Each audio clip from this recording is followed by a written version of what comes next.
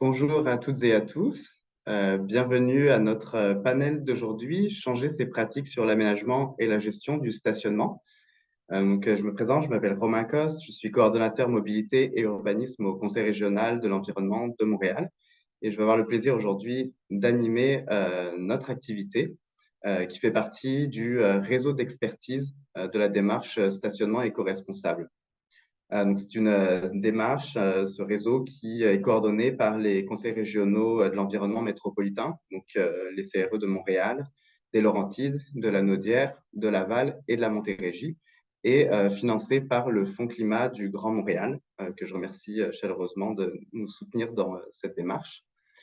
Pour ceux qui ne nous connaissent pas, les conseils régionaux de l'environnement, nous sommes des OBNL indépendants qui, par l'ensemble de nos membres et partenaires, à travers de la concertation, de la représentation publique, on cherche à faire avancer l'ensemble des dossiers environnementaux pour soutenir la transition écologique à travers l'ensemble des régions du Québec. Chaque région a son conseil régional de l'environnement et on est également avec le regroupement national des conseils régionaux de l'environnement du Québec. Pour notre panel d'aujourd'hui, notre webinaire, je vous propose dans un premier temps de faire un petit rappel très bref de la démarche stationnement éco-responsable. C'est celles qui ne connaissent pas ou ne sont pas encore familiers avec cette démarche.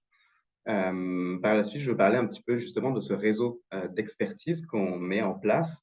On a débuté avec notre premier webinaire la semaine dernière. Donc là, notre deuxième webinaire de la saison. Donc, je vais vous présenter un petit peu pourquoi mettre en place ce réseau-là, qui est visé, quels sont les objectifs, puis quelles sont les thématiques qui seront abordées dans les prochains mois. Puis par la suite, on ira retrouver nos panélistes d'aujourd'hui que je vous présenterai. Puis chacun aura l'occasion de répondre à des questions. Et vous pourrez, vous aussi, poser vos questions à la fin du webinaire à travers le chat ou le Q&A. Donc, n'hésitez pas, au fur et à mesure du webinaire, d'aller inscrire vos questions. Comme ça, on pourra les transmettre aux panélistes. Donc, petit rappel de la démarche stationnement éco-responsable, très rapidement. C'est une démarche qu'on a lancée à Montréal en 2017 et qui a été étendue en 2019 à d'autres régions. Cette démarche s'adresse principalement aux propriétaires et gestionnaires de stationnement, les promoteurs immobiliers, les professionnels qui travaillent sur les projets de stationnement, ainsi qu'à tout le monde municipal, gouvernemental de façon générale, que ce soit élus ou fonctionnaires. Et donc, à travers cette démarche, on cherche justement à accompagner les projets. Donc, c'est qu'il y a énormément d'enjeux sur les stationnements, enjeux sociaux, environnementaux, économiques. Et donc, on cherche à répondre à ces enjeux-là à travers notamment la certification stationnement éco-responsable. Donc, cette démarche, elle cherche à justement vous accompagner, peu importe que vous soyez professionnel, propriétaire, etc., pour vous outiller sur le passage à l'action, essayer de vous accompagner dans ces projets-là pour essayer d'avoir les meilleurs projets possibles, aller les certifier, puis faire rayonner ces projets-là, puis créer un engouement et multiplier le nombre de projets sur le territoire, que ce soit dans la gestion du stationnement, son aménagement, mais aussi tout le volet de réglementation qui est très important pour les municipalités, d'aller justement mettre ces balises dans les réglementations municipales en termes de gestion et d'aménagement du stationnement. Et donc, les volets d'action principales, je ne vais pas rentrer dans le détail des différents critères de la certification, mais on a trois grands volets d'action. Le premier, où on cherche à réduire le plus possible le besoin en stationnement, donc que ce soit à travers un choix de localisation qui va miser sur des modes de transport plus durables, analyser aussi ses besoins en termes de déplacement et de stationnement. Est-ce qu'on va aller garder du stationnement en surface ou est-ce qu'on va se diriger vers peut-être d'autres formes de stationnement, peut-être plus en structure et de redévelopper son terrain. Donc, toutes ces questions-là en amont dans la planification.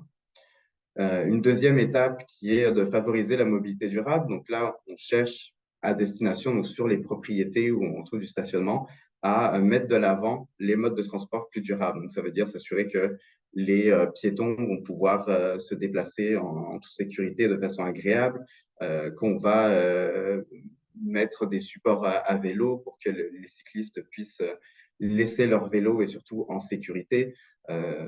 Tous les transports partagés, on peut parler de l'autopartage, du covoiturage et de l'électrification aussi, gros sujet en ce moment, l'électrification des véhicules.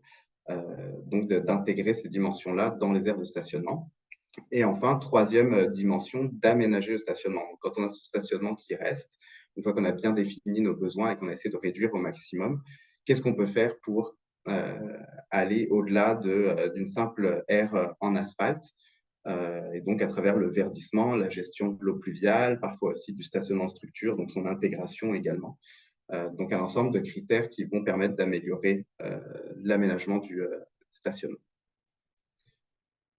Et donc aujourd'hui et durant le webinaire de la semaine dernière, on vous présente justement ce réseau d'expertise sur le stationnement qu'on met en place. Donc, c'est deux premiers webinaires qui cherchent un petit peu à introduire ce réseau d'expertise.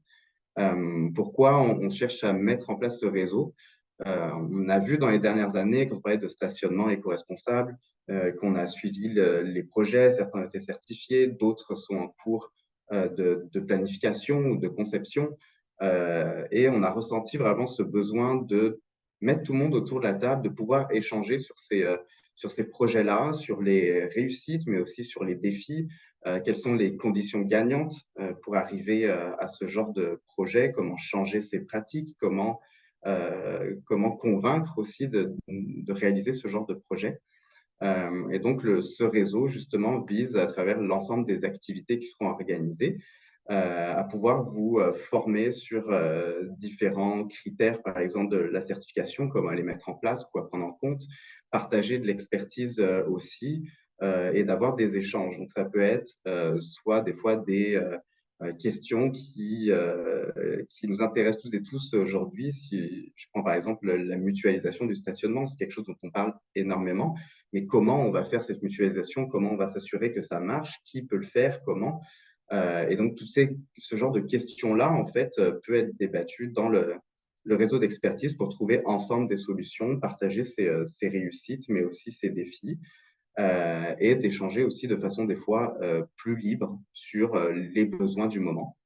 Donc, l'idée, c'est vraiment de créer cette communauté, de mettre tout le monde autour de la table à travers des activités, différentes disciplines, justement, qui doivent toutes être mises ensemble pour réussir ces projets-là et favoriser la transformation des aires de stationnement, que ce soit du redéveloppement, donc utiliser les terrains pour d'autres usages que du stationnement, ou bien d'autres formes, comme je disais, en structure, souterrain, étagé, ou bien de garder le stationnement de surface et chercher à améliorer son intégration.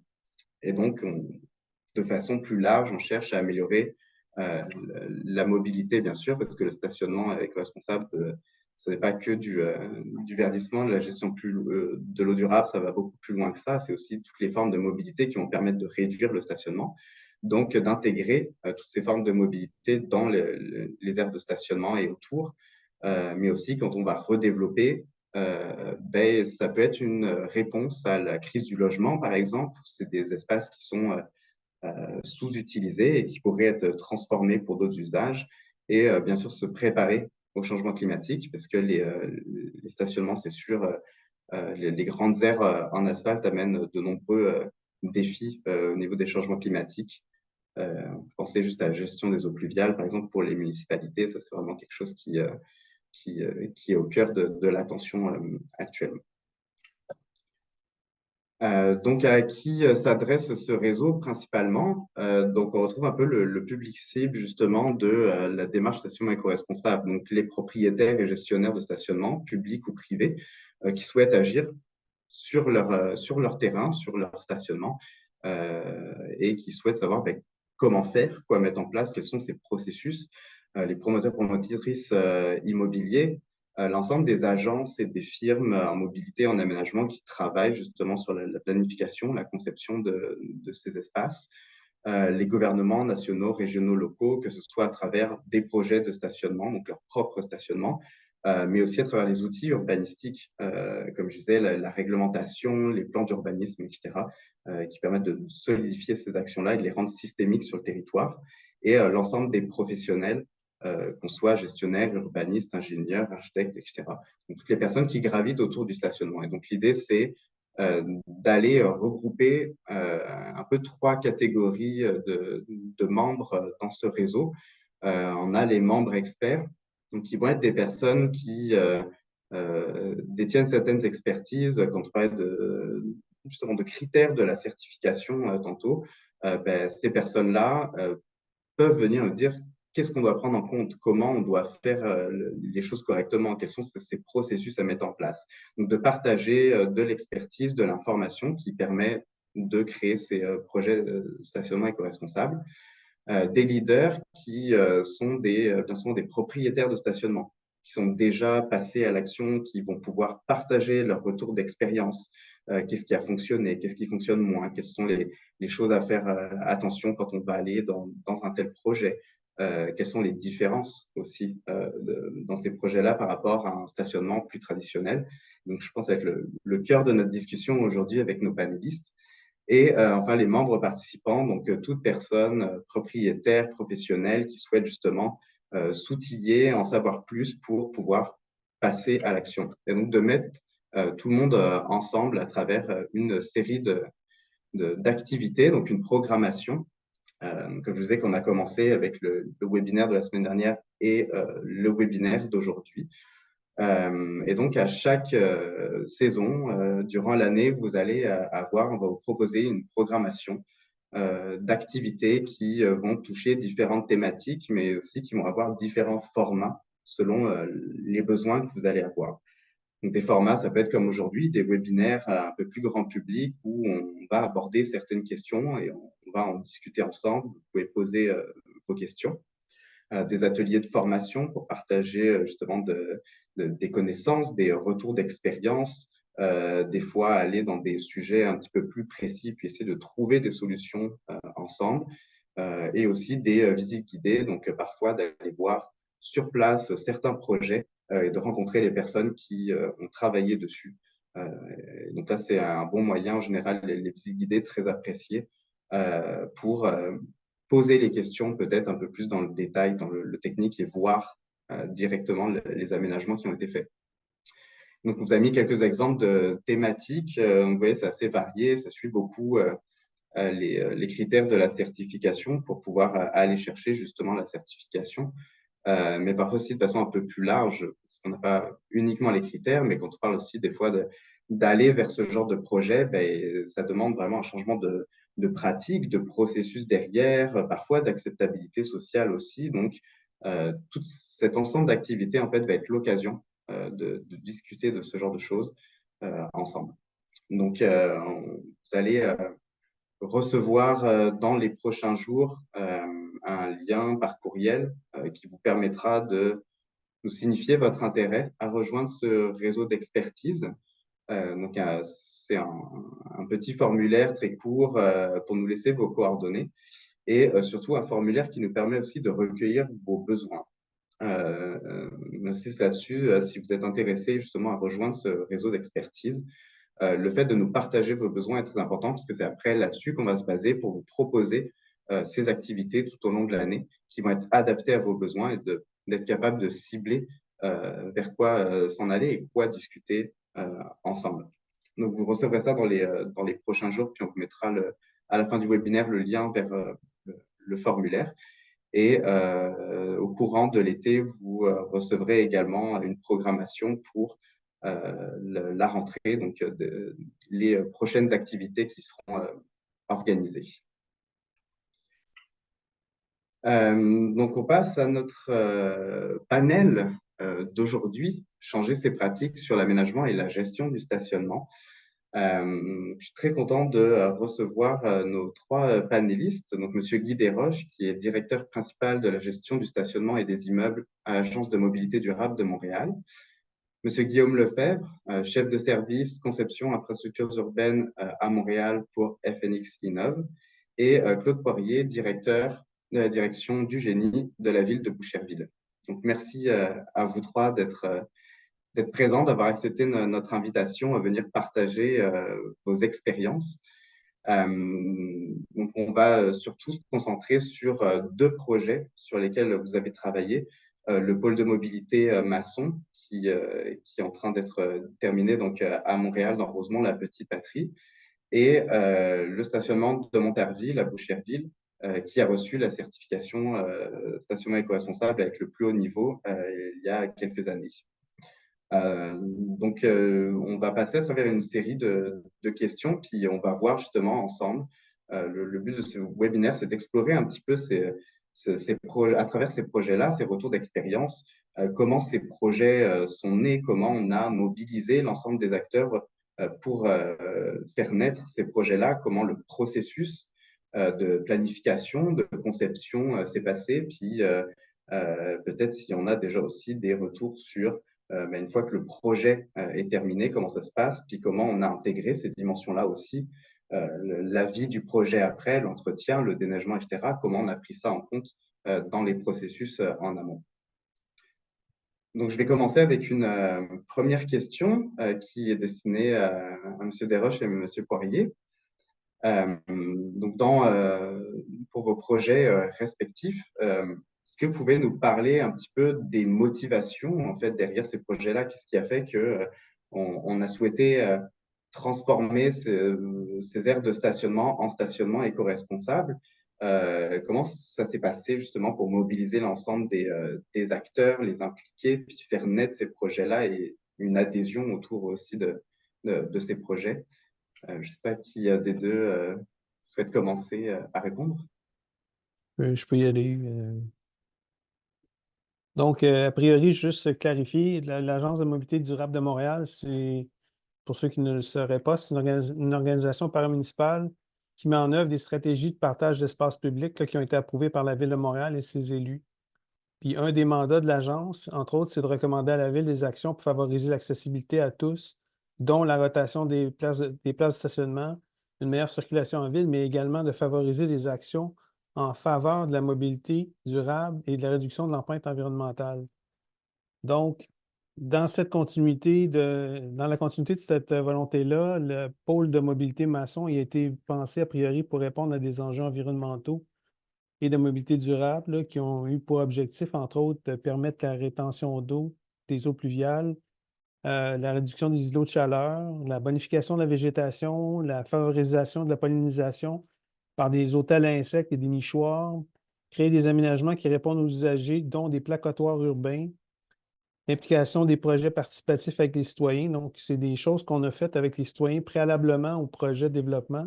Donc, on a fait un projet pilote avec les citoyens de la rue Masson pour le partage d'espace. Donc, on les a aménagé un placotoire urbain pendant 2 saisons pour voir comment on pourrait l'adapter par la suite au projet final.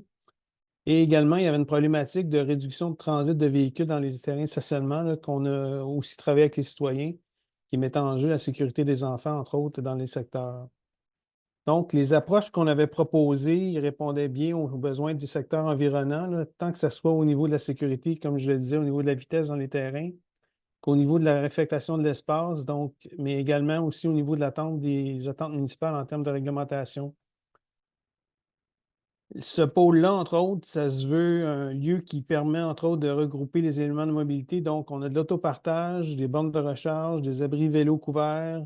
Et à proximité de ce pôle-là aussi, on s'assure d'avoir des zones de postes d'attente de taxi ou de lignes d'autobus et des stations Bixi aussi pour complémenter le pôle de mobilité.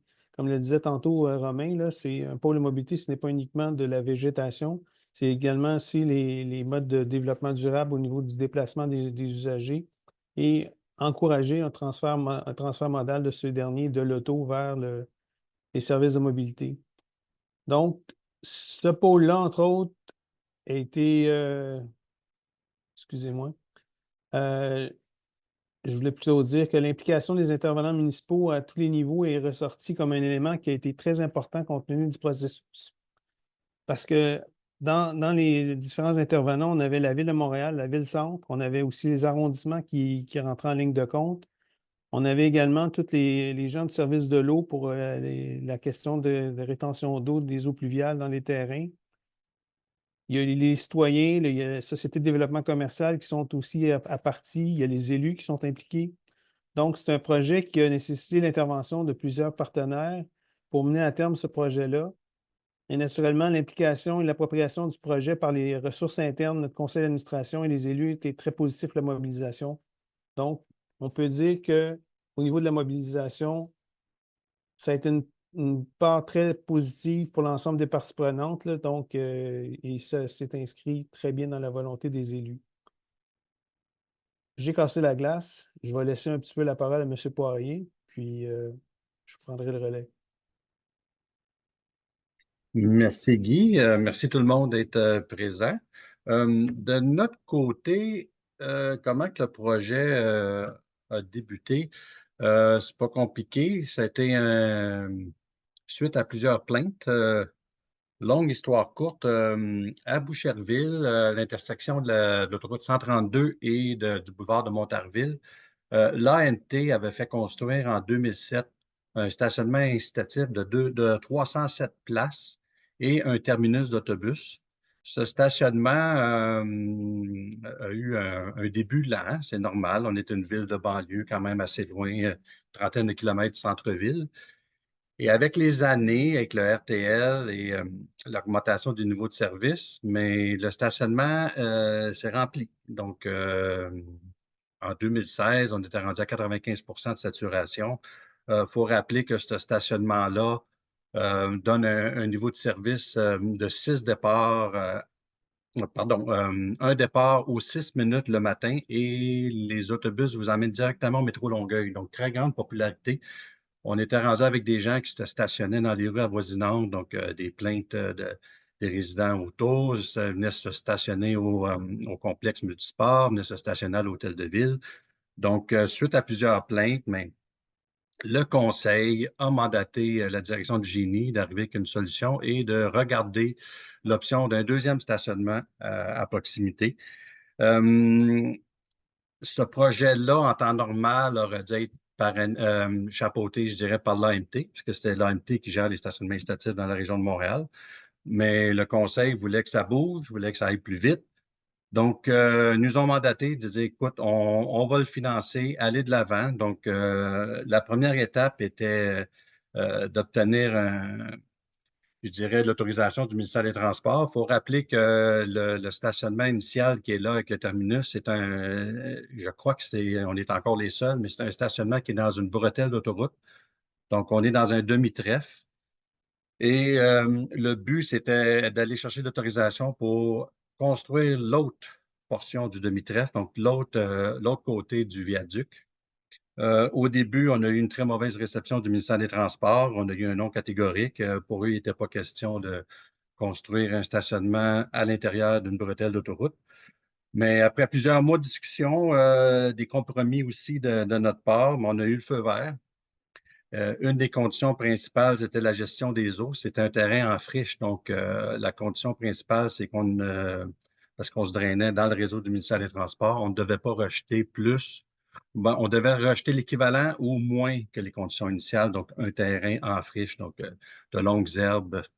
Il y avait peut-être une dizaine d'arbres sur le terrain, pas plus. Donc, le gros défi était ça. Et initialement, on ne le cachera pas, contraintes budgétaires et ainsi de suite. Le projet s'appelait le stationnement miroir. Donc, c'était une copie conforme de ce qu'il y avait de l'autre côté sans le terminus. Donc, c'est un stationnement qui était prévu être 100% asphalte, pas d'aménagement écologique ou quoi que ce soit, mais avec un bassin de rétention. Donc, le projet initial, c'est un stationnement en asphalte 100%, pas de mesures écologiques ou très peu. Et comme je vais l'expliquer un petit peu plus tard, le projet a beaucoup évolué et a beaucoup changé.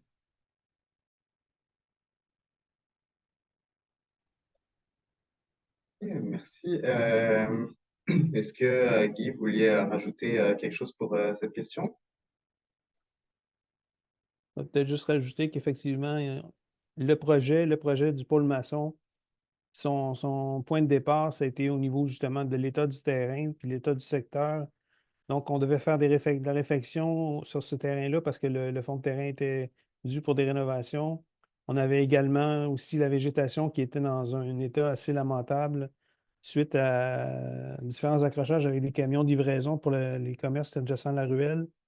Donc, on a eu comme intention de faire un premier projet et ce secteur-là visait justement tous les critères là, qui nous permettaient de pouvoir le réaliser. Entre autres, la rétention d'eau, c'était quelque chose qui était très important pour nous. On a fait l'essai-erreur un petit peu. C'est notre premier pôle. On l'appelle le pôle 1. Donc, le pôle 2.0 va voir le jour plus tard cette année. Mais on apprend aussi de par ses expériences faites sur le terrain comme tel, mais il y a aussi toute la question de mise en place des bornes de recharge électrique conjointement au projet que nous, on faisait. Donc, c'est deux projets qu'il a fallu arrimer en même temps. Donc, il y a beaucoup de coordination à faire dans le milieu municipal avec les différents intervenants pour arriver à une fin qui est très appréciable. Parfait. Je rappelle juste aux personnes qui nous suivent que si vous avez des questions, n'hésitez pas à les indiquer dans le chat ou le Q&A. Donc peut-être deuxième question, justement, toujours pour M. Desroches et M. Poirier. Justement, une fois que ce projet est né, puis qu'on s'est dit, OK, on va aller de l'avant avec un stationnement éco-responsable, est-ce que vous pouvez nous expliquer un petit peu quel a été le processus par la suite de planification, de conception jusqu'à la construction par rapport à un stationnement peut-être plus traditionnel? On imagine qu'il doit sûrement y avoir des différences entre les expertises à aller chercher, comment on va coordonner ce projet-là, des enjeux techniques, de budget, vous l'avez un peu abordé un peu plus tôt. Est-ce que vous pouvez nous parler un petit peu justement de ces différences de processus? Comment ça se passe? Quelles sont peut-être les réussites justement que vous avez eu dans ce processus, mais aussi les principaux défis que vous avez rencontrés? Oui, peut-être je vais commencer en mon tour, Guy. Je vais aller devant toi. Rapidement, Romain, comme j'expliquais tantôt, le stationnement qui était supposé d'être construit, c'est un stationnement standard. Ça, c'est en 2016. On va en appel d'offres public pour les plans et devis. C'est la firme Génipur qui obtient les plans. Tout va bien, on avance bien, on est sur le bord d'obtenir notre permission de voirie auprès du ministère des Transports. Et un peu avant les fêtes, novembre 2016, le conseil change d'idée, petite crisette, on ne peut plus faire ça, faut tenir compte des changements climatiques, ainsi de suite. Donc, volte-face, on reçoit la commande officielle d'en faire le stationnement le plus écologique possible. On veut en faire un site exemplaire. Donc, la commande politique a changé.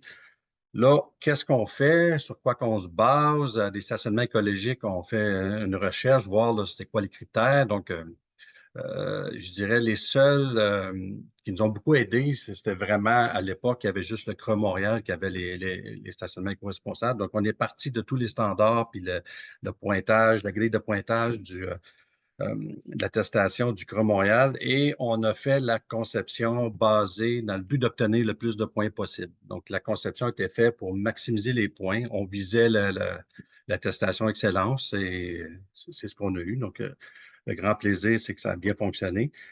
Mais pour en arriver là, il y a eu beaucoup je dirais, pas d'essais d'erreur, mais de validation, de balisage, voir ce qui s'est fait ailleurs.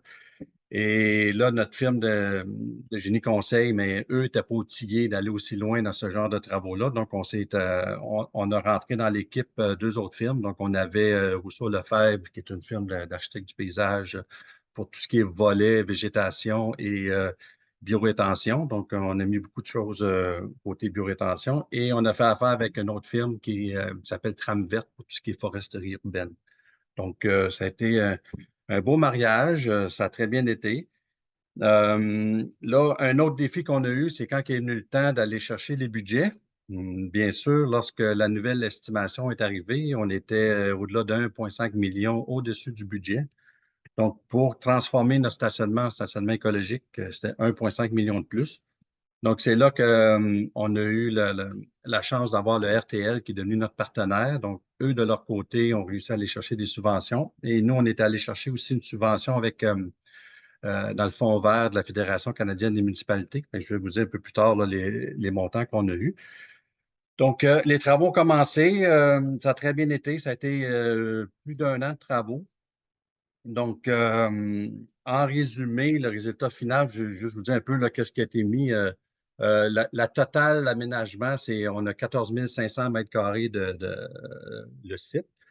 C'est 223 cases, 8 pour des motos, une vingtaine de places pour vélo avec des abris. Ce que vous voyez là à l'écran, là, c'est notre abri vélo là, au stationnement instatif. 2 bornes de recharge électrique avec une possibilité d'extension à 6. Côté plantation, c'est 3180 vivaces, 114 nouveaux arbres à grand déploiement. C'est 7000 mètres carrés de gazon et 7000 mètres carrés de pavés drainants. On a aussi 1110 nouveaux arbustes. Qu'est-ce qu'on peut rajouter aussi? Pavés perméables. On a un bassin de rétention de 600 mètres cubes qu'on avait calculé basé sur le fait qu'en période hivernale, s'il y a des redoux, des pluies, mais peut-être tout le système de drainage du pavé puis des noues fonctionnerait peut-être pas à 100 %. Donc, il fallait prévoir le plan B. Il y a un storm scepter là, pour séparation des, des- des, euh, des huiles et ainsi de suite. Donc, au grand total, ce beau stationnement-là pour les 223 cases a coûté un petit peu plus de 5 millions, incluant les taxes. On était chanceux, on a réussi d'obtenir du fédéral et du provincial, là, je vais vous donner le chiffre exact, on a 3 240 000 de subventions et on a eu 750 000 de la FCM. Donc, au total, la ville de Boucherville a déboursé 1 85 000. Donc, on était très bien contents du support qu'on a eu autant du RTL via le fédéral et de la FCM. Donc, en résumé, ça, c'est le projet. Une chose qu'on a fait par après, ce qu'on trouvait important, nous, on a fait affaire avec l'INRS pour 3 ans, l'Institut national de recherche scientifique, et ça a même tourné en projet de maîtrise. On a fait un suivi de 3 ans sur la qualité et la quantité des rejets sur ce site-là avec des équipements. Et la bonne nouvelle dans tout ça, et on était très, très, très surpris, c'est qu'on rejette 80 moins d'eau que le site en friche. On ne s'attendait pas à avoir des aussi bons résultats. Et la bonne nouvelle aussi, c'est que le site fonctionnait très bien en hiver qu'en été. Donc, ça a été les résultats, sont disponibles, c'est public avec les NRS. Et une autre chose, on a mis énormément qu'est-ce qu'on appelle des bassins de biorétention, là, des espèces de caissons en polyéthylène là, en dessous des choses drainantes, là, du pavé drainant. Et on était très, très, très surpris du taux de croissance des arbres. Notre stationnement qui a été construit en 2019, les arbres aujourd'hui sur celui-là sont déjà plus gros que les arbres qui ont été installés en 2007 sur l'autre stationnement de l'autre côté. Donc, puis on a l'avantage d'avoir 2 stationnements, un de chaque côté de l'autoroute, un qui est standard, qui est malheureusement un grand îlot de chaleur, et l'autre qui est éco-responsable. Donc, c'est le fun de voir qu'est-ce qui se faisait avant puis qu'est-ce qui peut se faire aujourd'hui. Donc, ça résume en gros là, notre projet là, pour le volet écologique.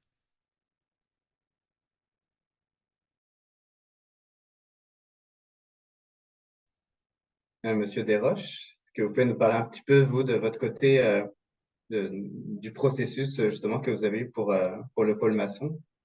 Oui. Donc, a priori, là, bien que ça soit naturel là, pour certains, là, ce qui était important pour nous autres au départ, c'est d'avoir une très bonne connaissance là, de la nature des conditions existantes du site et qui était aménagé, puis des enjeux qu'on avait au niveau des riverains, parce qu'on n'est pas dans un milieu comme le stationnement de Boucherville, là, dans un lieu où il n'y a pas de présence d'habitation ou de services publics très à proximité. Donc, on a dû faire un très bon inventaire des végétaux aussi présents pour s'assurer de préserver ce qui était bon pour ne pas détruire. On avait des arbres très, très matures sur le terrain, donc on voulait les conserver pour pas nuire non plus au développement des autres. Puis contrairement au niveau de projet de réfection standard, là, ben, on a voulu mettre en place tout ce qui était au niveau de la nouvelle réglementation, donc la captation des eaux de pluie avec le service des eaux, le règlement 2030 de la Ville de Montréal, pour s'assurer justement qu'on était capable de contenir l'eau le plus possible pour éviter le rejet aux égouts pluviaux. On avait aussi un objectif de réduction des îlots de chaleur, donc avec l'inventaire urbain, ce qu'on avait déjà présent sur le terrain, ça nous a donné déjà une bonne base. On avait quand même des arbres matures qu'on a pu conserver. Le gros enjeu qu'on avait avec ce terrain-là, c'était entre autres de couper. C'est un peu bizarre de dire que ce qui a incité le coût, c'est le développement du projet. C'est la piste de course automobile qu'il y avait dans ces 3 terrains-là qui était en continuité, là. Les gens partaient d'un bout à l'autre, puis ils faisaient de la vitesse, puis c'est dangereux pour les usagers et les enfants du secteur. Donc, ce qu'on a fait, c'est qu'on a scindé les terrains en 3 terrains en 6 lots, et justement pour créer des ruelles qui débouchaient dans une ruelle commerciale et non dans les terrains. Ça nous a permis, entre autres, de réduire un petit peu les besoins en captation des eaux de pluie parce qu'on avait des superficies qui étaient moins grandes.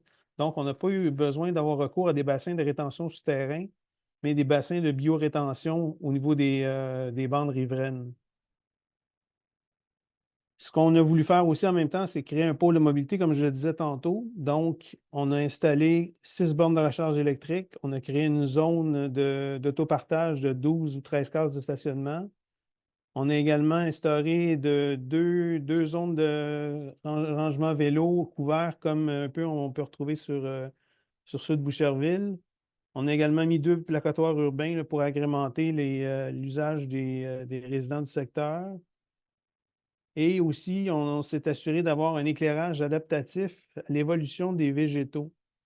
Donc, on a un nouvel éclairage au LED qui est orientable et qui va permettre peut-être, si les végétaux poussent ou s'ils obstruent l'éclairage, de faire certains ajustements pour compenser pour la pousse des végétaux. On a également aussi, on s'est assuré qu'il y avait un corridor protégé pour les piétons d'une ruelle, d'un terrain à l'autre quand on traversait les ruelles. Donc, on a fait installer des bolards lumineux justement pour identifier les zones de traverse piéton. Là, vous allez me dire, si vous allez sur le terrain aujourd'hui, ils ne sont pas là. Non, parce qu'on n'a pas terminé encore tout l'aménagement. Les matériaux de construction étant des denrées avec délai restrictif sur certains manufacturiers. On va le compléter sous peu, mais c'est en voie d'être réalisé.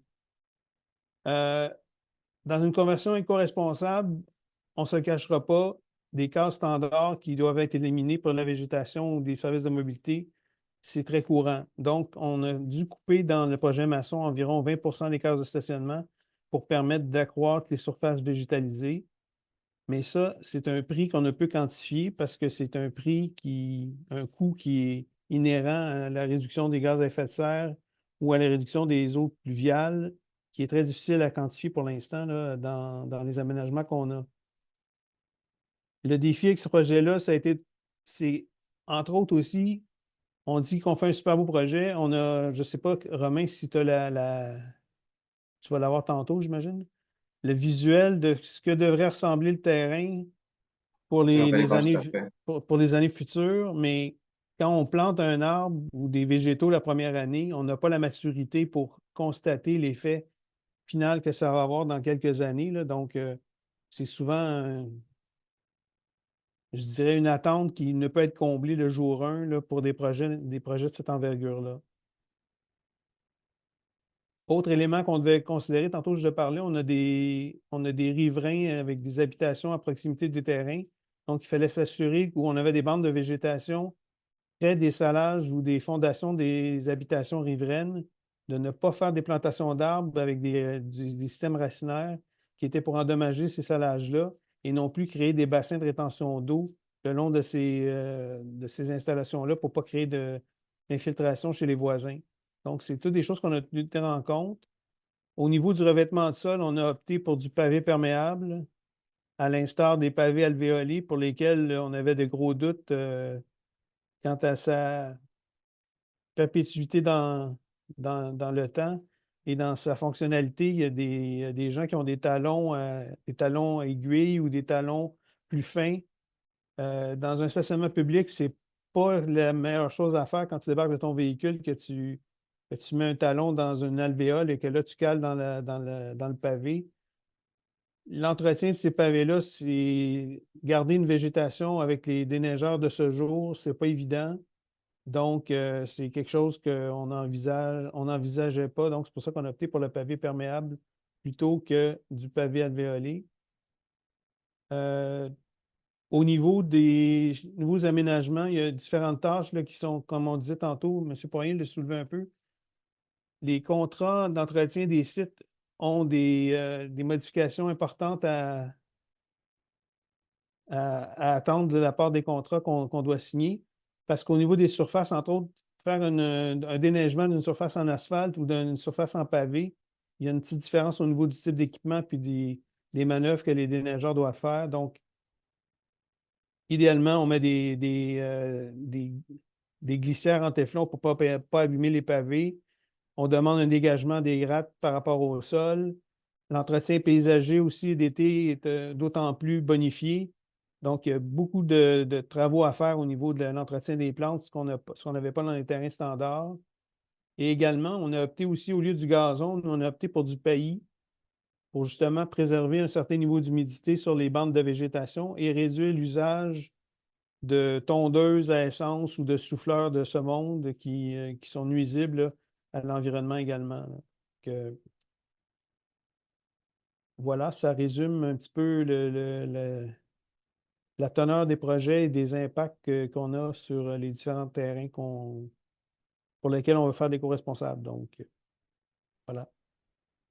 Merci. Mais peut-être pour clôturer un petit peu cette question, donc il y a vraiment quand même beaucoup d'éléments dans vos projets respectifs qui ont dû être pris en compte. Peut-être est-ce que vous avez vu une différence majeure, M. Desroches et M. Poirier, dans ce processus justement en amont d'aller explorer toutes ces questions-là? Est-ce que peut-être quand on a un projet un peu plus traditionnel, on ne va pas aller se poser ce genre de questions? Donc ça amène quand même ce genre de défi quand on va planifier, concevoir un stationnement éco-responsable. Est-ce que vous diriez que c'est un processus qui peut-être a pris plus de temps, comment ça a varié à ce niveau-là avec l'ensemble des acteurs que vous avez dû mettre autour de la table pour justement réfléchir à ces questions-là?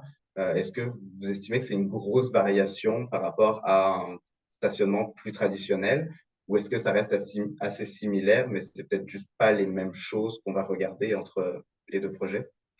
Je dirais, Romain, le défi, c'est peut-être un petit peu plus de conception, puis il y a plus de choses à penser, mais c'est de déterminer jusqu'à où on va pour l'avoir le côté éco-responsable. Nous, on a eu la chance d'avoir eu quasiment carte blanche pour nous dire on veut de quoi le plus éco-responsable possible. On est peut-être même allé un peu trop loin. Un exemple, comme Guy en a parlé tantôt, les pavés alvéolés. Nous, on en a mis, mais c'est pas parce qu'on en voulait, c'est parce que le conseil en avait entendu parler. Nous, on avait fortement recommandé de ne pas en mettre pour les mêmes raisons. Donc, on a eu un compromis avec eux, c'est que où ce qu'on en a mis, on l'a juste mis le premier tiers des cases pour pas que les gens aillent à marcher dans du pavé alvéolé. Donc, ça a été un peu le compromis. Donc, le tiers avant des cases, à certains endroits, sont en pavé alvéolé, mais nous, on ne le recommande pas du tout, là. Il y a pas grand-chose qui pousse là-dessus, là. C'est plate à dire. Mais je dirais, le défi, c'est de déterminer le niveau je dirais, de stationnement écologique qu'on veut, là. C'est là qui est le nerf de la guerre, puis c'est des discussions, il y a beaucoup de politique là-dedans. Donc, parce que plus on va loin dans la démarche, plus les frais augmentent aussi. De notre côté, ce qui a été très important, c'est que ce n'était pas qu'une transformation éco-responsable d'un terrain de stationnement vers un stationnement en verre. mais on voulait aussi y intégrer beaucoup d'éléments de mobilité, donc s'assurer que ça devenait un pôle de mobilité.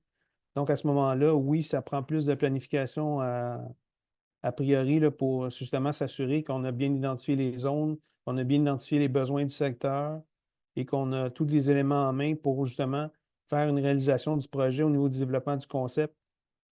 Et je dirais ce qui a été un élément majeur pour nous, c'est de se faire accompagner par une firme de génie qui avait déjà une expertise là, dans la transformation éco-responsable. Parce que si quelqu'un part du point zéro, qui n'en a jamais fait, puis qu'il n'y a pas de firme pour l'appuyer dans sa démarche, je pense qu'on peut aller en déroute assez rapidement, puis on peut déborder au niveau des budgets prévus très, très rapidement, puis sans savoir non plus si on respecte toutes les exigences des règlements en place. On peut rester surpris des fois de toutes les interactions qu'on doit faire là, pour arriver à des plans de devis conformes là, pour aller en réalisation. Merci. Mais donc justement, monsieur, là, je parlais de la firme qui va accompagner cette conception. Donc justement, une question pour Guillaume Lefebvre. Vous êtes de la firme FNX Innov, puis donc vous avez justement travaillé sur la conception du pôle maçon. Est-ce que vous pourriez nous parler un petit peu justement de cette expérience-là? Qu'est-ce qui a dû changer peut-être dans vos pratiques à l'interne pour amener ce volet éco-responsable? Est-ce que vous l'aviez avant? Est-ce que c'est quelque chose que vous avez peut-être plus appris avec ce projet-là par rapport à d'autres projets que vous auriez fait dans le passé? Puis comment vous êtes justement un petit peu adapté? C'était quoi cette différence peut-être par rapport à d'autres projets un petit peu plus traditionnels? OK. Ben, et premièrement, merci à toi de nous donner l'opportunité de pouvoir vous parler de ces projets-là. Puis merci aussi à l'Agence de mobilité durable qui nous a choisis pour les accompagner techniquement dans la conception de stationnements comme ceux-là. Ce n'est pas des projets qu'on voit tous les jours. On voit, oui, des stationnements. Toutes les firmes sont capables de faire un stationnement standard. Un stationnement standard en 2024, qu'est-ce que c'est? En fait, il faut peut-être commencer par voir ce côté-là pour comprendre quelle est la différence avec le côté éco-responsable.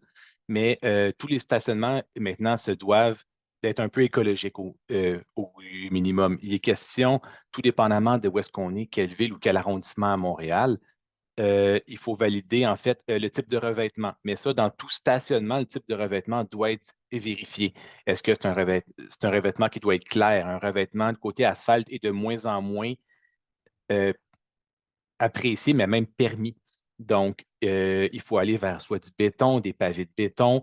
On avait regardé même une option pour aller avec de la végécole, qui était un autre élément, mais qui a été mis de côté au final parce que justement, ça avait tellement, c'est un élément qui était tellement coûteux et peu utilisé que s'il y avait des réparations dans le futur à faire, ben, ça n'aurait jamais pu être refait tel que c'était. Donc, oui, il y avait des beaux avantages à l'installation au départ, mais pas après. Bref, donc des revêtements clairs, diminuer au minimum aussi sinon, éliminer, euh, comme on disait, toutes les surfaces qui sont asphaltées. Il y a des arrondissements qui disent tu peux en mettre seulement si tu as plus de 60% de canopée qui recouvre tes cases de stationnement. Donc, ça, autant dire qu'on ne peut pas mettre ça. Ça ne fonctionne pas. Oui, on peut mettre des arbres. Puis, comme on voit dans les 3 images dans la présentation, c'est des rendus 3D de qu'est-ce que ça va avoir l'air au final. Là, les arbres sont quand même beaucoup plus petits que ça actuellement, mais le but est de venir couvrir les zones de stationnement selon les normes en fait d'arrondissement de l'arrondissement de Rosemont, c'était 40% de couverture au minimum. Si on allait via un autre arrondissement, ça peut être à 50, mais bref. Nous autres, on est à plus de 40, on est aux alentours de 50, si je ne me trompe pas, de couverture. Il y a des zones qui le sont un peu moins, d'autres beaucoup plus. Bref, le but est d'aller chercher ces recouvrements-là. Puis ça, dans tout stationnement, et comme je dis, c'est ce qu'il faut faire. Donc, euh, c'est pas des éléments de plus pour un stationnement éco-responsable, mais bien de quoi standard à réaliser, tout comme il a été dit par M. Poirier et Desroches, la gestion des eaux, ben, en fait, ça fait partie maintenant de notre quotidien. Il faut qu'on fasse une gestion, qu'elle soit par des bassins de rétention, par des nous végétalisés, ou dans notre cas, on a des nous végétalisés et des pavés drainants en plus. Donc, toutes les petites pluies passent directement par les pavés et vont retourner à la nappe. Tandis que quand il y a une grosse pluie et que ben, le sol se gorge un peu d'eau, ben là, il y a un chemin préférentiel qui amène aux nous, donc qui fait que l'eau peut après ça être gérée dans les nous et le surplus après ça, via un système de trop-plein, peut retourner vers les égouts. Bref, tout ça a été regardé, mais tout ça, encore une fois, c'est standard. Après ça, pour voir qu'est-ce qu'un stationnement éco-responsable, ben, je pense qu'il faut sortir en dehors du stationnement. Il faut voir ce qui caractérise en fait par une vision plus globale que simplement le stationnement lui-même. Il faut voir et comprendre la réalité du quartier d'implantation du stationnement. Est-ce qu'il y a des transports collectifs? Est-ce qu'il y a des transports actifs dans le quartier? Est-ce qu'il y a des pistes cyclables? Est-ce qu'il y a des circuits pour autobus? Qu'est-ce qu'il y a dans le coin? Puis qui sont les utilisateurs du secteur, en fait? Parce que tout ça va amener aux concepts qui vont devoir être mis en place, comme M. Desroches a dit. Dans ce cas-ci, oui, on a des cases de stationnement, mais ils ont plusieurs utilités. Il y a des cases qui sont pour des utilisateurs à la journée, il y en a qui sont pour des utilisateurs mensuels, comme il y en a aussi qui sont pour le communauto, donc des autos en location, comme il y en a aussi pour les autos électriques et la mobilité réduite. Donc, tout ça mélangé ensemble font les cases de stationnement et créent en fait la coquille, le début de qu'est-ce qu'on doit créer. Après ça, il est question, est-ce qu'on doit prévoir un pôle de mobilité? Bien ça, avec la connaissance du secteur, ben, on se rend compte que oui, il nous fallait un pôle de mobilité. Un pôle de mobilité dans un stationnement pour accommoder d'autres types d'utilisateurs que les automobiles, comme les cyclistes, les piétons. Pour arriver à faire ces éléments-là, ben, on a dû justement intégrer, comme on voit dans l'image en haut à droite, on a un abri vélo. Donc, ce n'est pas juste des supports à vélo, c'est supports à vélo selon un abri. Donc, c'est utilisé de façon plus fréquente à ce moment-là. Il y a même un endroit pour avoir une bici-borne, donc de la réparation de vélo. S'il y a un pneu crevé, on peut le gonfler, tout ça. Il y a aussi tout ce qui est en fait des bancs, des tables, comme M. Desroches a dit. Ils ont fait un projet pilote avant ce projet-là, où il avait simplement mis une zone dans une carte avec une table avec des bancs, et les gens du quartier avaient trouvé ça fantastique. C'était une zone où ils pouvaient sortir de chez eux et socialiser. Avec la fin de la pandémie, avec tout le monde qui était resté dans son chez-soi, c'était très bien vu, et donc c'est quelque chose qu'on a intégré dans les projets, et on a donc créé des zones permanentes qui sont, oui, en bordure des stationnements, mais qui sont aussi protégées via des plantations, via des éléments qui les coupent un peu du stationnement. Donc, c'est des gens du quartier qui vont aller là, qui vont aller parler, socialiser, jouer un jeu, manger une collation, bref, mais ça apporte une vie au secteur qui était un endroit en asphalte qui était euh, peu attirant, et qui en devient un endroit de socialisation. Je fais aussi un aparté, en fait, sur l'autre stationnement qu'on est en train de faire. Là, ça, c'était le 1.0, mais comme M. Desroches a dit, on a le 2.0 qui va se construire au courant de l'année 2024. Mais dans le 2.0, ben, on a ajouté d'autres éléments. On a ajouté des supports à Bixi. On a ajouté des stations vélo aussi, donc pour avoir des endroits vraiment protégés, pour avoir une sécurisation en plus de son mode de transport. Il y a aussi des casiers pour des livraisons qui ont été ajoutés. Donc, exemple, une personne du quartier voudrait se faire livrer du Amazon, n'est pas à l'aise de le laisser à la maison. Bien, il y a des casiers qui existent où, quand on se fait livrer peu importe quoi via toutes les compagnies de livraison, ben, ça peut se faire via des casiers comme ceux-là. Donc, c'est tous des éléments qui sont là et qui sont là pour aider aussi. Là, ça n'a pas été fait tant dans un que dans l'autre, mais des zones d'attente pour les taxis, bien, ça fait partie de tout ça. Donc, il faut voir, est-ce que c'est quelque chose qui serait très utile? Dans le cas de la promenade Masson, c'était peu utile d'avoir des taxis directement là parce qu'on est en arrière de la promenade Masson et non pas sur Masson directement. Donc, les taxis n'auraient pas été visibles, ça n'aurait pas été un beau plus pour cet endroit-là, mais tout dépendamment de où on est, de connaître justement le secteur, bien, ça aide beaucoup. Ça aide à comprendre et à faire justement les actions nécessaires. Le but est en fait d'aller chercher le plus de points, entre guillemets, pour avoir la certification, mais est-ce que ça sert à quelque chose de rajouter pour rajouter? Tu sais, à ce moment-là, s'il n'y a pas de plus-value de rajouter de quoi, peut-être que ça ne vaut pas la peine.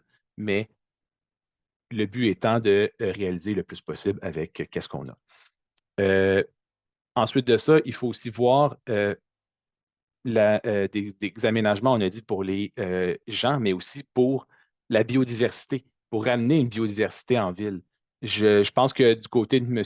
Poirier, c'est difficile d'avoir une biodiversité quand on est à l'angle d'une autoroute ou dans un trèfle, c'est peut-être plus difficile, mais dans le quartier où on est à Rosemont, c'est un quartier où il y a de la vie, mais où il y a aussi une faune.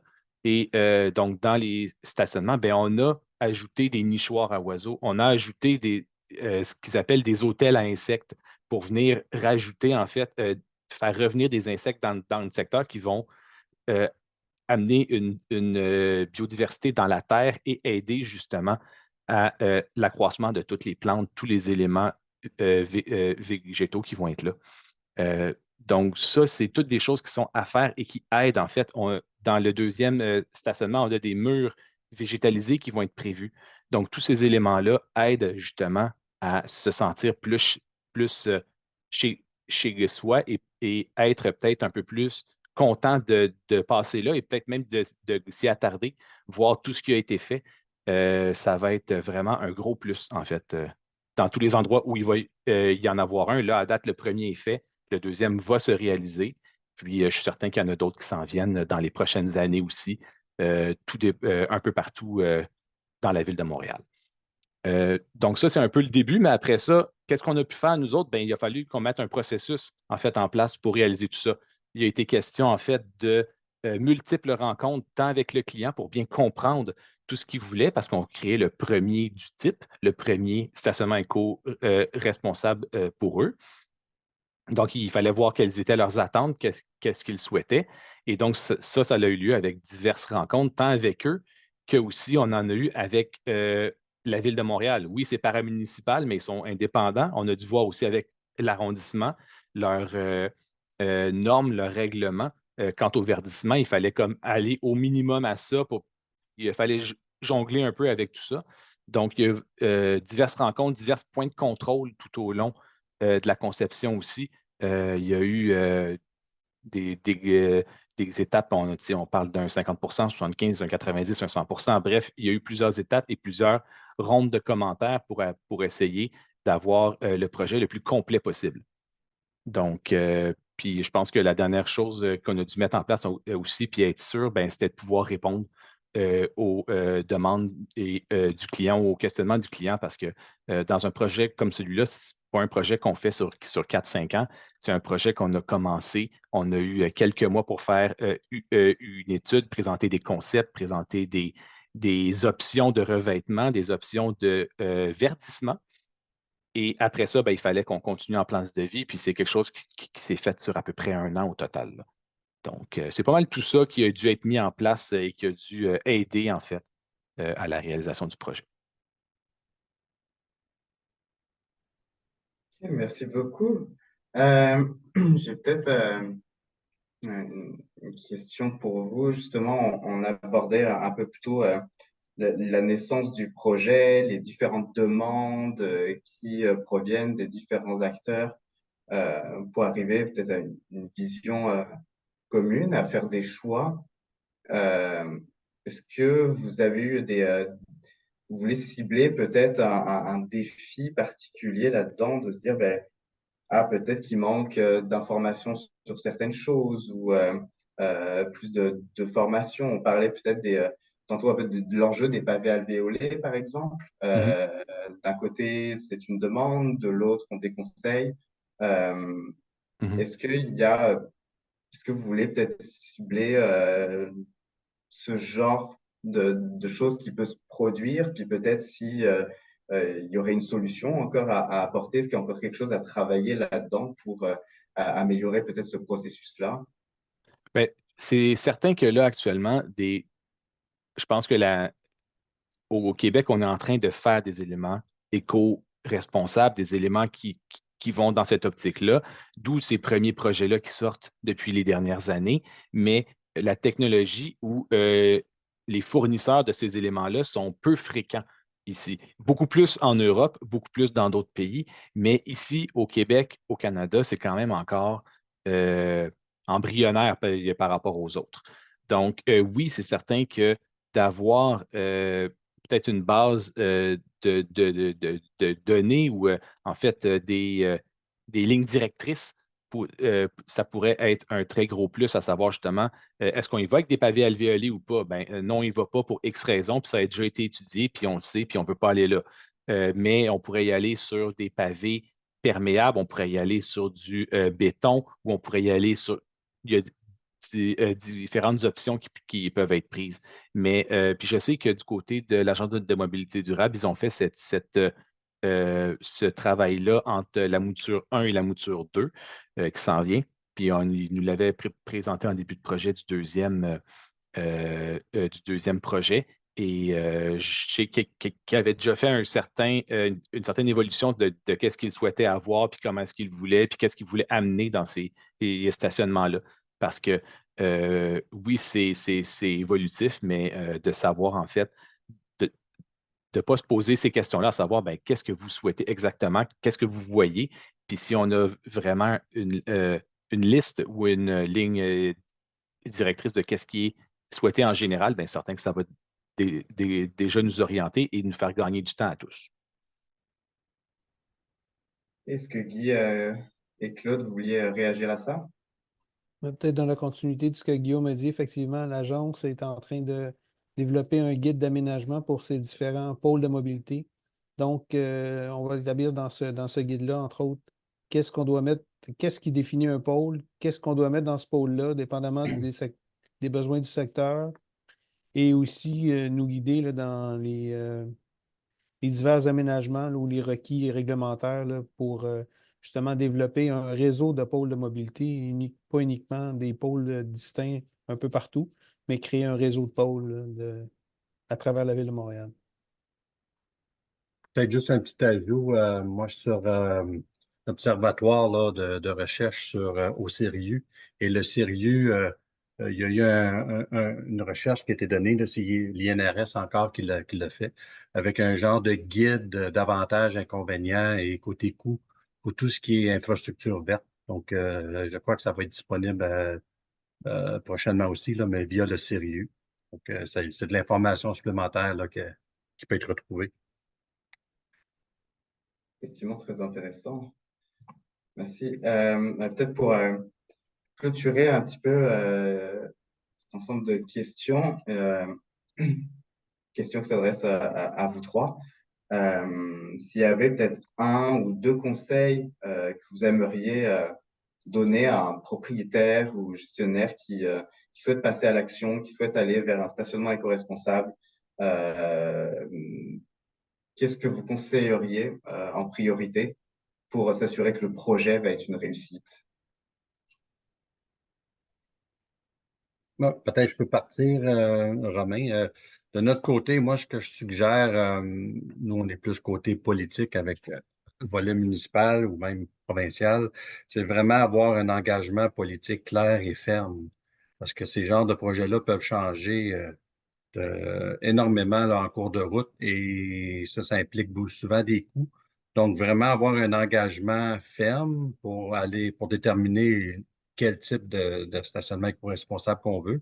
Parce que dans notre cas, à nous, ça a été la différence, c'est 1,5 million de différence entre le projet initial et le projet final. Donc, ça c'est important. Puis, bien sûr, un autre volet, euh, bien connaître les enjeux d'entretien. C'est très important de prévoir des budgets supplémentaires pour la suite parce qu'il y a le déneigement. mais il y a aussi tout ce qui est l'entretien des végétaux. Nous, on a au-delà de 4-5 000 végétaux supplémentaires, là, donc, c'est beaucoup d'entretien. Dans notre cas, c'est le RTL que la gestion de l'entretien. Le stationnement leur a été cédé.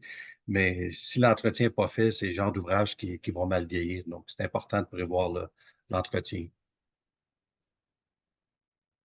De mon côté, je pourrais ajouter que, en fait, pour moi, c'est de savoir et comprendre, en fait, comme je disais, le milieu dans lequel on est.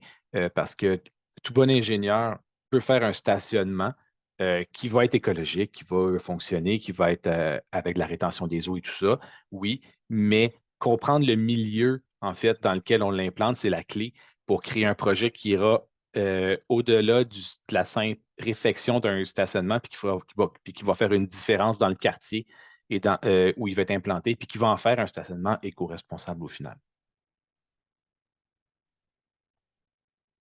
De mon côté, je peux peut-être juste conclure en disant que, comme je l'ai dit initialement, ben, c'est une volonté politique de faire des transformations éco-responsables. Donc, l'agence suit cette orientation-là de la part des élus municipaux. Et ce genre de projet-là ne peut avoir que des aspects positifs au niveau des changements climatiques et aussi avoir des changements dynamiques de secteur, là, puis un retour positif aux citoyens, là. Donc, ça, la transformation éco-responsable n'est pas seulement qu'une transformation d'un terrain vers la végétalisation ou le contrôle des eaux, mais ça devient aussi un nouveau milieu urbain. C'est comme un mini-parc qu'on est en train de créer dans le milieu urbain, là. On ramène la végétation, on enlève l'asphalte, donc c'est un nouveau décor riverain pour les citoyens, là, je pense qu'il est très, très apprécié.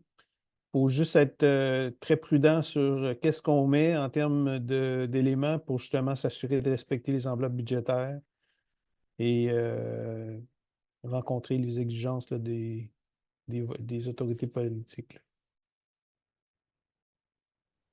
OK, merci. Oui, on voit qu'il y a des choix à faire parfois.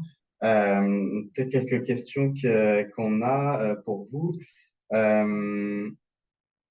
On parlait un peu justement de cette transformation-là de cet espace, puis peut-être dans le volet acceptabilité sociale par rapport à vos projets. Est-ce que il y a eu peut-être des freins au début particulier que ce projet ait pu faire peut-être peur à certaines personnes, que ce soit dans les acteurs directement impliqués ou les citoyens?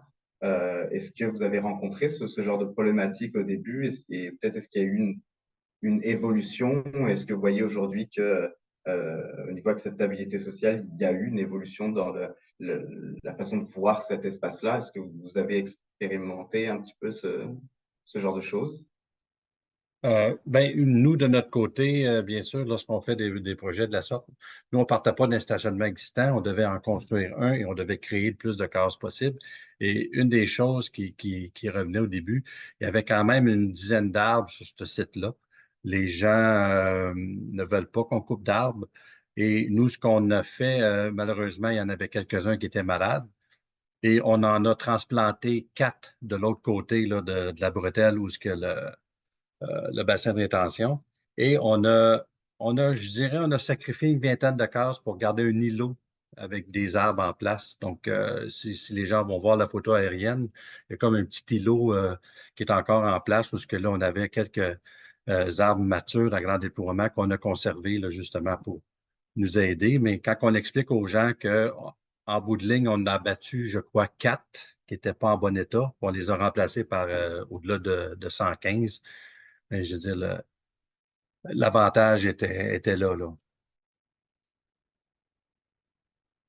Et de notre côté, il y a peut-être des gens qui avaient on peut peut-être dire certaines appréhensions quand on a commencé à parler du projet, mais il y a quand même eu des informations qui ont été diffusées aux résidents du secteur environnant, comme quoi les travaux s'en venaient. On a mis aussi des rendus 3D de qu'est-ce que auraient l'air les terrains. Et je vous dirais que même si tous les aménagements ne sont pas complétés à date, on a des commentaires très positifs. Les gens trouvent ça très beau. Et imaginez quand ça va être à plein verdissement. Donc, on ne peut qu'anticiper des éléments positifs là, au niveau des réponses des citoyens, là. Et merci. Oui, on voit que des fois, on sous-estime peut-être un petit peu le volet de communication auprès des citoyens de façon générale sur ce genre de projet, mais souvent, je trouve que les retombées sont quand même positives. Une question sur le volet entretien déneigement qu'on a eu. Peut-être première question sur le déneigement. Comment vous gérez la neige au niveau de l'entreposage, ramassage un peu? Comment ça se passe dans vos projets? Puis l'autre question sur les frais d'entretien annuels d'un tel projet, est-ce que vous êtes capable de les estimer ou d'avoir une différence peut-être de coût par rapport à un projet plus traditionnel? Pour nous, de notre côté, pour le déneigement, si vous allez voir le stationnement, on a gardé l'allée centrale, on a dû la garder en asphalte pour la simple raison qu'on est en pente descendante pour accéder aux cases. Donc, tout ce qui est pavé drainant, il n'y a pas de sel déglaçant qui sont utilisés. Donc, en hiver, là, en général, il y a un beau tapis blanc, puis ça va très bien, puis il n'y a pas de plainte. Et on a gardé aussi le bout de l'allée centrale, là. Il y a 6 cases où c'est en asphalte aussi. La raison, c'est que la neige est sortie là, dès qu'une bordée de neige est enlevée le lendemain. Donc, elle est entreposée au bout de l'allée où on est en asphalte parce que c'est plus facile à charger les camions avec un loader. Parce que utiliser un loader là, pour charger des camions sur du pavé drainant, tout s'arrache, là. Donc, c'est une machinerie spécialisée qui amène la neige au bout de l'allée et de là, c'est chargé dans les camions avec de la machinerie standard. Puis pour ce qui est des frais d'entretien, malheureusement, comme j'expliquais tantôt, nous, on a déjà 3-4 années là, de- d'existence, mais c'est le RTL. Là, je crois que Romain, tu avais été en discussion avec eux, donc peut-être plus, ça sera à toi là, si tu es capable d'aller chercher l'info puis informer les gens, mais les coûts d'entretien, je ne les ai pas malheureusement. Puis de notre côté, au niveau des coûts d'entretien, on est en première année d'opération, donc les prochains appels d'offres vont nous dire si effectivement il y a une augmentation ou pas des frais d'entretien. Ce qu'on ne pense pas nécessairement qui devrait arriver au niveau du déneigement comme tel, là, parce qu'on n'a pas nécessairement changé nos pratiques. Nous, tous nos terrains doivent être, la neige doit être retirée de tous nos terrains. Donc, on identifie des secteurs d'entreposage de neige, puis on évite qu'il y ait accumulation de neige sur les bandes de végétation ou les nous de végétation. Et on s'assure aussi là, que les déneigeurs, comme je le disais en entrée de matière, là, comme quoi on lui demandait d'avoir des grattes ou des lames avec des bandes de téflon, justement pour ne pas abîmer les pavés et éviter justement les dommages là, plus importants. Puis concernant l'entretien d'été, ben, ça aussi, notre prochain appel d'offres d'entretien d'été nous dira si les coûts ont majoré ou pas. Ok, puis peut-être, je reviens un peu sur l'entretien ménager. Euh, c'est quand même particulier au niveau des pavés perméables. Euh, Est-ce qu'il y a une grosse différence par rapport à l'asphalte pour cet entretien ménager, là, cet entretien au quotidien? Comment ça se passe un petit peu pour ce genre de revêtement de sol?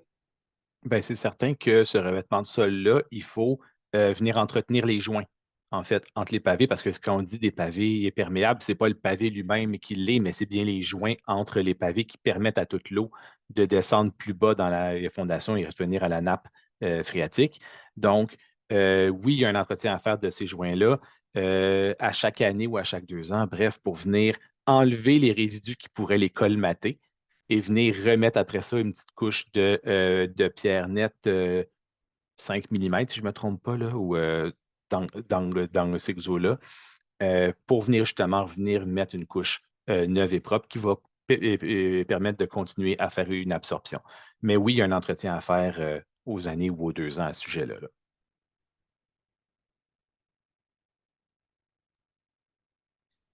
Euh, une autre petite question, je pense que ça s'adresse plus euh, pour le pôle de mobilité maçon.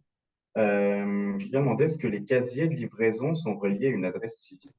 C'est moins mon domaine, ça. C'est vraiment le côté de l'aménagement plus que du civil. Mais de ce que j'avais compris, c'était des casiers. Puis en fait, c'est pas sur celui de Masson, mais sur le deuxième qui va être en construction. Puis si je ne me trompe pas, c'est les gens qui peuvent les louer, puis donner les codes pour que les livraisons puissent arriver là, puis ils ont une clé ou un code, puis ils peuvent aller reprendre après ça leurs éléments, qui est en lieu sûr, qui n'est pas trop loin de chez eux sans le laisser à la porte ou le laisser, exemple, dans une épicerie, puis aller le chercher à l'épicerie. Bref, ils ont vraiment un casier sécurisé qu'ils peuvent louer pour faire ces éléments-là. Si je ne me trompe pas, c'est ça. Encore là, c'est un projet qui est en développement, donc les installations sont prévues pour mettre les casiers, mais le projet en finalité n'est pas encore complètement terminé. Mais c'est un peu le principe que Guillaume a mentionné, effectivement. Et, euh, je reviens, on a une autre question. Je reviens un peu sur les revêtements de sol. On parlait du téflon, on parlait qu'on ne mettait pas d'abrasif au sol. Quelqu'un demande si le sol, au final, se retrouve plus glissant que sur un stationnement traditionnel, parce qu'il y a des enjeux par rapport à ça. Et plus largement aussi, demander quelles sont les choses qui étaient mises en place pour l'accès universel dans les stationnements. Ces deux parties. De notre côté, après là, plus de 4 ans d'opération, on n'a eu aucune plainte là, côté euh, conditions hivernales là, concernant que c'était glissant ou de la glace. Donc, je n'ai pas connaissance là, qu'il y a une problématique de ce côté-là. Puis oui, de notre côté, c'est un stationnement, parce que nous, on est de l'autre côté de l'autoroute, du terminus. Donc, on a dû prévoir, là, oui, il y a des cases pour euh, personnes à mobilité réduite, mais on a modifié l'intersection. On a ajouté un feu piéton qui traverse directement de l'autre côté. Et avec le RTL, on a aménagé 2 abribus. Donc, les gens qui se stationnent au deuxième stationnement n'ont juste qu'à traverser la rue et ils ont les mêmes autobus de l'autre côté. Donc, même pour l'accessibilité universelle, ils ont juste à traverser la rue et il y a une ligne qui est la 180 qui est une ligne avec accessibilité universelle et avec rampe. Donc, sont même desservis par une ligne qui les emmène au métro Longueuil. Donc, tout avait été prévu là, initialement là, pour l'accessibilité universelle. De notre côté, au niveau du déglaçage, nous, on demande de mettre un abrasif et non du fondant. Mais quand il y a l'obligation d'utiliser du fondant, on demande que ce soit un fondant là, qui n'endommage pas le béton ou les pavés. Mais pour l'instant, on n'a pas eu besoin de s'en servir l'hiver dernier. Et concernant l'accès aux personnes à mobilité réduite, ben, nos terrains sont pourvus d'aménagements à cette fin. On a même une bande de recharge pour personnes à mobilité réduite là, qui a été aménagée spécifiquement pour eux. Et aussi, les transitions entre les terrains et les ruelles ont été faites en conséquence aussi que les gens à mobilité réduite puissent passer d'un secteur à l'autre de façon aisée.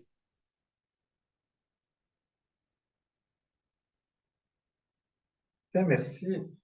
Écoutez, je pense qu'on n'a pas d'autres questions. Est-ce que l'un d'entre vous voulait rajouter quelque chose avant qu'on conclue cet échange? Moi, c'est complet de mon côté, là. Moi aussi, des fois, Romain, si les gens ont des questions plus précises, gêne-toi pas de leur donner mes coordonnées là, sans problème. Également. Oui, puis pareillement. Écoutez, vraiment, merci beaucoup à vous trois d'avoir accepté de venir partager ce retour d'expérience. Je pense que c'était vraiment très intéressant. Puis, c'est sûr qu'on suit vos projets, puis l'évolution. Puis, je pense que c'est ça qui va être important aussi par la suite, de continuer à suivre ce genre de projets qui viennent d'être faits ou qui sont en train d'être faits, puis de voir un peu dans le temps comment ça se passe pour vous et d'aller rechercher le plus de données possible. Je pense que vous avez donné un bon aperçu de qu'est-ce qu'il y en est quand on se lance dans ce genre de projet pour changer un peu ces pratiques. Donc, merci beaucoup à vous trois pour votre présence. Merci beaucoup à toutes les personnes qui nous ont suivis aujourd'hui. J'espère que ça vous a plu. Donc, pour rappel, c'est un webinaire qui est organisé par les CRE de Montréal, des Laurentides, de la Naudière, de Laval et de la Montérégie, avec notre partenaire financier, le Fonds Climat du Grand Montréal, qu'on remercie chaleureusement.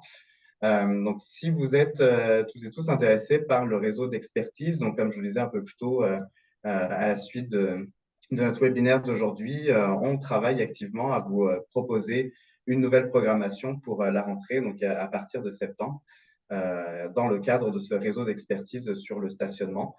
Probablement que les premières activités vont tourner autour de la gestion du stationnement.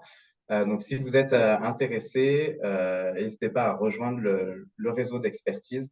Vous allez recevoir dans les prochains jours par courriel l'ensemble des informations qu'on a partagées dans le webinaire précédent et le webinaire d'aujourd'hui, ainsi que le lien pour remplir le formulaire. Vous pouvez nous laisser vos coordonnées et aussi nous faire part de tous vos besoins. Comme ça, on peut adapter l'ensemble des activités à ce qui va vous servir dans vos projets pour les prochains mois. Donc, merci beaucoup à tous et à tous. Et encore merci Claude, Guy et Guillaume d'avoir été avec nous et d'avoir partagé vos expériences. Et je vous souhaite une très bonne journée. Ça fait plaisir. Merci beaucoup. Merci tout le monde.